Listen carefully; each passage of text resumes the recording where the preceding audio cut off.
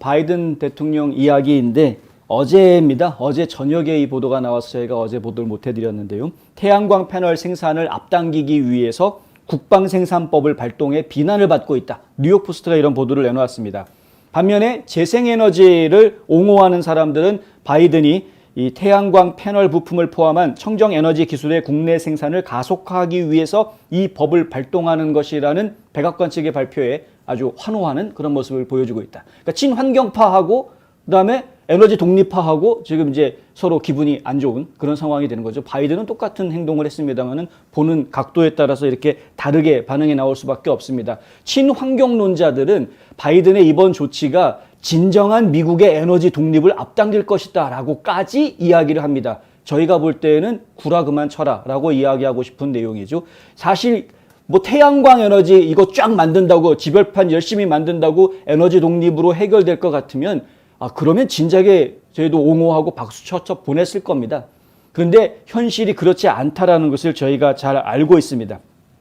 바이런 워널즈 공화당 하원 의원은 트위터에다가 바이든의 무책임하고 논란의 여지가 많은 국방생산법 오남용은 모든 미국인을 걱정하게 만든다라고 썼습니다. DPA 그러니까 국방생산법이라는 것은 게으르고 서투른 통치를 통해서 감옥에서 내보내주는 그런 공짜 카드가 아니다. 프리패스가 아니다라는 겁니다. 국방생산법이 무슨 맞는 카드가 아니라는 것이죠. 이것이 바로 이 정부가 그것을 사용하는 방법이다. 그런데 안타깝게도 조 바이든 행정부는 국방생산법을 아주 지멋대로 막 갖다 쓰고 있습니다. 국방생산법이라는 것은 전시 같은 위급한 상황에서 사용하는 것입니다. 민간 기업들한테 어떠한 제재를 가하는 것이기 때문에 그렇습니다. 특정 기업한테 유리하게 해줄 수 있기 때문에 그렇습니다. 그런데 이런 국방생산법을 발동하는 것은 자칫 잘못하면 민간 자율시장에서는 자율경쟁을 해치는 문제가 되고요. 특정 기업에게 혜택을 주면서 시장의 불균형을 가져오는 문제를 가져오게도 됩니다. 그런데 이러한 국방생산법을 갖다가 마구잡이로 막 사용을 한다는 것은 이건 민간 경제를 해치는 것이다. 민간 경제의 구조 자체를 뒤흔드는 것이 될 수도 있다는 걸 저희가 알아야 하는 것입니다.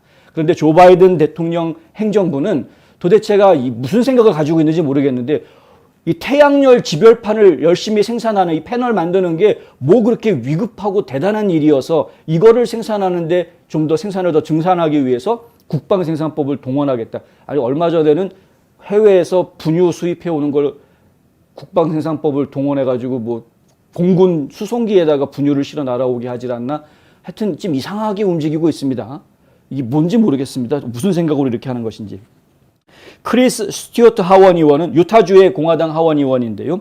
트위터를 통해서 이렇게 말합니다. 바이든이 우선순위에 의문을 제기할 수밖에 없다. 여러분의 신생아에게 줄 분유를 찾을 수 없나? 기름 탱크를 가득 채울 여유가 없는가? 걱정하지 마라. 대통령이 새 태양광 패널을 곧 준비한단다. 완전히 비꼬아서 그냥 엿먹어라 라고 지금 비꼬아서 하는 이야기이죠. 이번 선언이 단기적인 효과를 낼지조차도 불확실한데 그 시기가 사상 최고가의 휘발유 가격을 이야기하고 있는 이러한 때 이 발표가 나왔다라는 것은 이 문맥상으로도 도대체가 맞지가 않는다. 당장 에너지 독립국이었던 미국으로 다시 되돌리자라는 목소리가 높아지고 있는 상황에서 지금 바이든이 하는 조치는 아니 그 석유 더 파내는 거 말고 태양광 패널을 더 늘리면 되는 거 아니야? 이런 이야기를 하고 있는 것 아닙니까? 마치 부티지지 교통부 장관이 뭐 가스값 높아가지고 기름차 타고 다닐 수 없으면은 전기차 사라고 말도 안 되는 바보 같은 이야기를 하고 있는 거고 똑같은 지금 행동을 하고 있는 것이다. 백악관 발표문에는 이번에는 주유소의 휘발유값 급등에 대한 언급은 없었다. 할 말이 없겠죠, 당연히. 에너지부와 백악관은 이 국방생산법 툴의 영향을 극대화하기 위한 향후 조치를 논의하기 위해서 주요 이해 관계자들과 미팅을 가지겠다라고도 발표를 했습니다. 도대체 그 미팅에서 누구한테 특혜를 주려고 한 결정이 나올지 저희는 지켜봐야 할 것 같다. 장 피에르 백악관 대변인은 대통령은 국방생산법을 제정할 때 미국 국민을 위해 배달하는 것을 확실히 하기 위해서 하는 것이다. 그것은 두세 번 이미 사용했었고 믿을 수 없을 정도로 효과적이었던 중요한 툴이다라고 옹호하고 이야기했습니다. 사실 트럼프 전 대통령도 국방생산법을 발동한 적이 있었죠. 언제냐? 팬데믹이 시작됐을 때였습니다. 팬데믹이 시작이 돼서 당장 마스크가 부족하고 이 개인 보호 장비 이런 것들이 부족해지자 기업들로 하여금 어차피 공장이 문을 닫고 있는 상황이니까 자원봉사자들로 위주로 해서 개인 보호 장비 같은 거 좀 만들어줘라. 이런 거 해주면 좋지 않겠느냐. 또 지금 팬데믹에서 이 코로나 바이러스에 감염이 돼서 위중증으로 좀 중환자실에 들어가야 되는 사람들한테 아주 절실하게 필요했던 산소 공급기. 이 산소 호흡기를 제작하는 거는 특별한 기술과 노하우가 있어야 하는 아주 특수한 회사에서나 할 수 있다. 이런 이야기가 나왔었죠. 그래서 자동차를 만드는 것 같은 그런 아주 훈련이 잘 되어 있는 회사들을 통해서 산소 호흡기를 이거를 좀 대량 생산할 수 있도록 조치하기 위한 생명을 살리기 위한 노력에 국방생산법을 사용을 했었습니다. 정말 위급한 상황이었었고 전 세계에서 한 번도 겪어보지 못한 경험이었기 때문에 이런 위급한 상황이었다면 국방생산법을 발동하는 것이 이유가 될 수 있죠. 사실 저희가 잘 기억을 더듬어 보면 당시에 국방생산법을 발동시켜야 된다라는 주변의 목소리가 상당히 나온 이후에 열심히 고민하다가 끝에 트럼프 전 대통령은 국방생산법을 발동하기로 결정을 합니다. 그런데 조 바이든 대통령이 이번에 한 이 솔라 패널 이거 하기 위해서 국방생산법을 발동하겠다 이 얘기는 주변에서 누가 목소리를 높여가지고 우리 솔라 패널이 당장 없으면 난리가 나니까 그거 빨리 만들어 주십시오라고 아우성 친 사람 단 한 명도 없었습니다. 그런데 이렇게 지금 앞장서서 국방생산법을 동원하겠다. 이해관계자들 모아놓고 회의하겠다. 특정 기업한테 특혜주겠다라는 얘기로 밖에는 들리지 않는 상황이다.